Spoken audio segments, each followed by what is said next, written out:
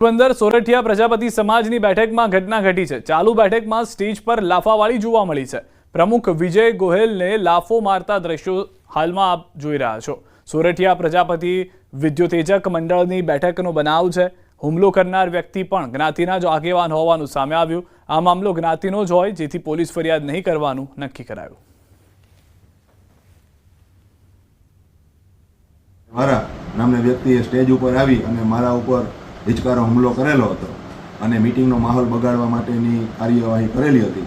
આ દરમિયાન તમામ જ્ઞાતિના લોકો દ્વારા એવું કહેવામાં આવેલ કે આ લોકો ઉપર ફરિયાદ કરવી, પણ મીટિંગની કાર્યવાહી ચાલુ રાખવા અને મીટિંગ સુચારુરૂપે પૂરું કરવા માટે અમે કોઈ જાતની ફરિયાદ ના કરેલી। પણ જ્ઞાતિના લોકોનો આગ્રહ હોય, તમામ સમાજના લોકોનો, કે આ લોકોને આ જ્ઞાતિમાંથી, આ સમાજમાંથી બહિષ્કૃત કરી દેવા, જેથી આજરોજ આ ઠરાવ કરી અને આ લોકોનું આજીવન સભ્ય રદ કરેલ છે।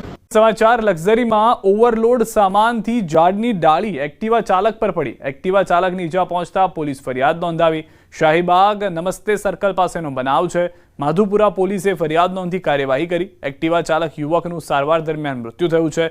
માધુપુરા પોલીસે સાપરાધ મનુષ્યવધનો ગુનો નોંધી કાર્યવાહી હાથ ધરી છે। કડીમાં પથ્થરમારા બાદ લગાવી આગ। પથ્થરમારો કર્યા બાદ ગેરેજમાં આગ લગાવી દીધી। દેવ બંગલોઝ અને કર્ણાવતી કોમ્પ્લેક્સની ઘટના। ભાડુઆત તેજેન્દ્ર પટેલે કર્યો પથ્થરમારો। રહીશોએ મકાન ખાલી કરાવતા કર્યો પથ્થરમારો। દારૂડિયાની ત્રાસથી મકાન ખાલી કરાવ્યું હતું।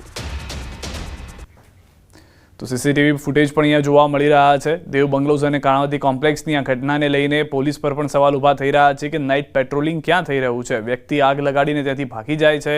નુકસાન મોટા પ્રમાણમાં થયું છે અને સ્થાનિકો પોતાના જીવનો પણ ભય વ્યક્ત કરી રહ્યા છે।